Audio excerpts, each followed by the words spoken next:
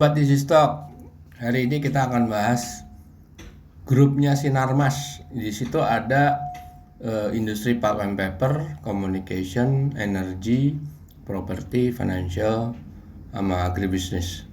Jadi ada 1, 2, 3, 4, 5, 6, 7, 8 perusahaan. Kita mau lihat mana yang paling bagus, yang paling pantas untuk dibeli untuk jangka panjang. Kita di sini membahas bukan trading, bukan meramal lewat grafik, bukan chartis, tapi dengan valuasi fundamental atau membahas analisa fundamentalnya menggunakan caranya Benjamin Graham dari bukunya Security Analysis dan Intelligent Investor, 2 buku pegangannya Warren Buffett. Sekarang Anda tidak perlu susah-susah, Anda bisa mengakses cara menghitung nilai wajar versinya Benjamin Graham melalui aplikasi EasyStock yang Anda bisa download di Google Play Store. Oke, Google Play Store, Anda ketik EasyStock, Anda review, terus Anda download ya. Nah, download akan seperti ini, dan ini ada bendera Indonesia, dan itu ada 800 saham yang bisa Anda lihat perbandingan antara harga pasar kemarin ya, bukan real time ya, dengan nilai wajarnya berdasarkan laporan keuangan yang terakhir atau sebelum terakhir. Yang terakhir kan Q1, Q2 belum keluar sih, sebetulnya ada 1, 2, 3. Ada beberapa yang sudah keluar, tapi kita baru sampai Q1 dan Q4. Q4 12 bulan, Q1 3 bulan pertama. Nah, ini di sini Anda bisa melakukan analisa sendiri karena ada fasilitas member, yaitu forecast simulator. Anda bisa merubah parameter-parameternya. Nanti kita akan bahas itu, best stock selection dan menghitung harga IPO. Kita lihat yang di pulp and paper ya, INKP. Indah Kiat Pulp and Paper. Di situ turun harganya dari hari Kamis dari Jumat tuh turun dari hari Kamis. Jadi kalau hari Kamis itu sekitar 7.800, Jumat kemarin 7.725. Oke. Di situ nilai wajar tertingginya 13.200. Berarti upside-nya bisa 70%. Tetapi nilai wajar terendahnya itu 2.600. Artinya downside-nya bisa sampai 65% kira-kira ya. Oke. Kita lihat panel ini, kita buka, kita analisa panelnya. Oke. Laporan Q4. Growth-nya 4,8, saya pikir sudah cukup wajar ya, 4,8 terkait sama teknologi paperless dan lain sebagainya. Kita lihat return on equity-nya cuma sedikit di atas benchmark yang 10% ya. Debt to equity-nya juga masih aman sih, cuma mendekati 1 dia.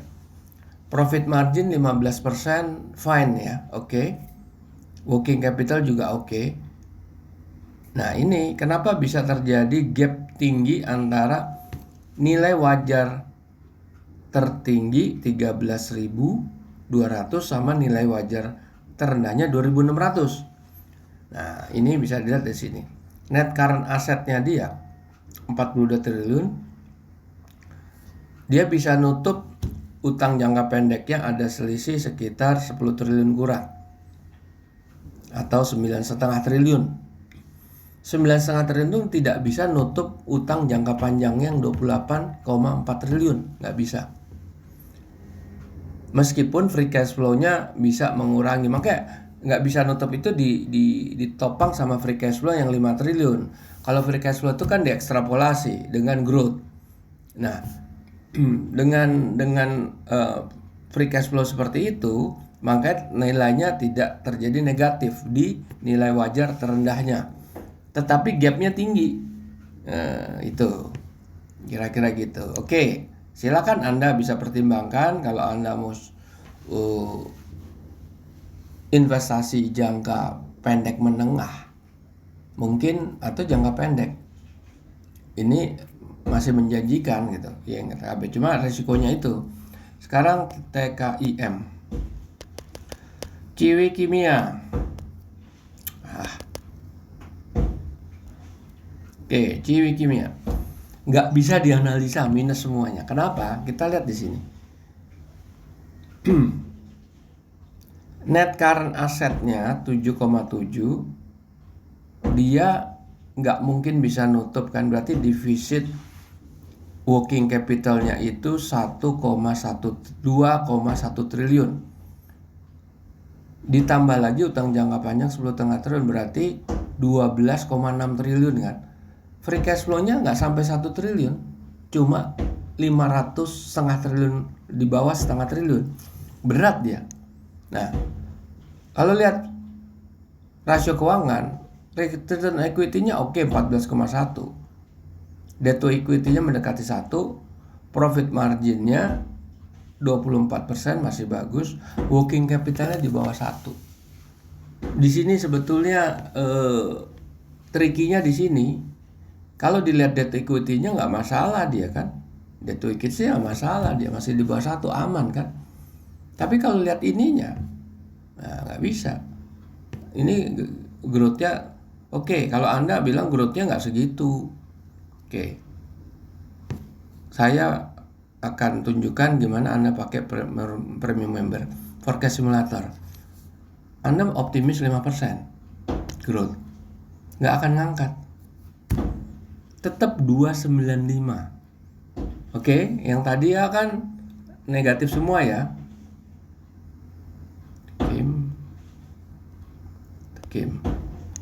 Tadi negatif semua kan? Oke, negatif semua kan? Anda bisa robah, tapi ya begitu tadi. Anda robah. Nah, ini masih yang tadi belum dirobah. Oke, terus kita lihat apa yang agrobisnis smart. Nah, ini upside-nya bagus ini. 2 kali lipat. Jadi closing price-nya 4.400. Nilai wajar tertingginya 11.300, terendahnya 3.800 lah, kira-kira gitu kan. Tetap ada downside. Laporan keuangan Q1, Q4, sorry. Growth-nya rendah ya, cuma 2%. Tapi ini udah memiliki upside yang tinggi tadi ya. Udah 70% kan tadi ya di sini ya. Upside-nya 2 kali lipat, upside-nya udah 2 kali lipat di sini. Udah, kita pakai konservatif aja 2% growth-nya. Kita lihat return and equity-nya di atas benchmark, dia mendekati 20%. Profit margin-nya kecil, cuma 5% kurang. Working capital oke, debt to equity-nya gede, di atas 1, mendekati 2. Oke, tapi untuk jangka pendek ya bisa ini, masih ada upside. Tapi dia punya resiko gitu. Oke, kita lihat apa lagi, saya lupa. Ini Friend sama DSSA. Oke, Friend Smart Friend, perusahaan seluler. Nggak ada upside, ketinggian. Closing price-nya 81. 87, sorry. Nilai tertingginya tuh cuma 36 rupiah. Ini saham penny stock sebetulnya, rendah sekali. Growth-nya 5,4. Q1 udah Q1 nih. Return equity-nya 1% aja nggak nyampe, 0,5% nggak nyampe. Profit margin-nya nggak sampai 0,5%. Sangat-sangat tidak produktif. Oke.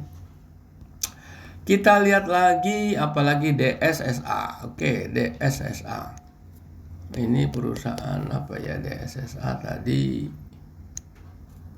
DSSA Energy Infrastructure. Oke. Wah, ini bagus ini. Upside-nya bisa 3 kali lipat sampai 4 kali lipat. Coba kita lihat. Q1 growth-nya tuh udah 2,75. Oke lah. Udah konservatif tuh 2,75. Kalau kita mau robas bisa lah 1,5. Tapi tetap asetnya masih tinggi, masih 11.000 kan, 115.000. Upside itu masih 115.000. Coba yang tadi masih yang 2,5, upside-nya 12.700 kan. 127.000, sorry, ini mahal banget sahamnya, harganya 32.600. Kalau kita lihat rasio keuangannya, return and equity-nya ya di bawah standar, di bawah benchmarknya 10%. Debt to equity bagus, margin bagus, working capital bagus. Cuma ini bukan, ini cuma kelemahannya di return equity sedikit di bawah standar ya. Tapi sebetulnya ini punya upside yang tinggi. Cuma balik lagi, ini harganya terlalu tinggi buat pemirsa retail ya, retail investor. Tinggi sekali. BSDE sama Dimas. Oke. Properti. Ya Anda tahu properti lagi struggling ya, Dimas. 2 kali lipat. Bagus namanya nih. 163 dibanding 325, bisa upside sampai 2 kali lipat. Q1 udah, revenue growth saya kasih konservatif sekali 0,58. Oke. Kita lihat return on equity-nya, kalau dia 6%, 6 kali 4, 24 bagus, di atas standar. Profit marginnya 63% lah, bagus. Debt equity juga bagus. Working capital bagus. Coba balik lagi, properti ini kan lagi under pressure. Oke, kita lihat properti yang lain punya Sinarmas, BSDE. Nah, ini ada upside 2 kali lipat sampai 18 ribuan dari 900, tapi downside-nya bisa 460 setengahnya. Oke, kita lihat. Laporan Q1 growth-nya saya pakai 2,6, udah oke lah. Return on equity-nya rendah sekali. Profit margin-nya oke. Working capital oke. Debt to equity-nya oke, bagus, di bawah 1. Oke, kita lihat SMMA. Oke, perusahaan leasing nggak ada upside-nya, harga terlalu tinggi. Kita lihat laporan keuangan Q4, growth-nya 5%, fine. Return on equity rendah. Profit margin nggak sampai 3%. Jomplang sekali. Gross profit marginnya bisa 71, profit marginnya cuma 2,6%. Nah, itu kemahalan lagi nih. Oke, para pemirsa, ini selesai pembahasan Sinarmas Group melalui aplikasi fundamental Easy Stock. Anda bisa download itu free of charge, dan kita akan jumpa lagi di lain pembahasan video yang lain. Oke, makasih.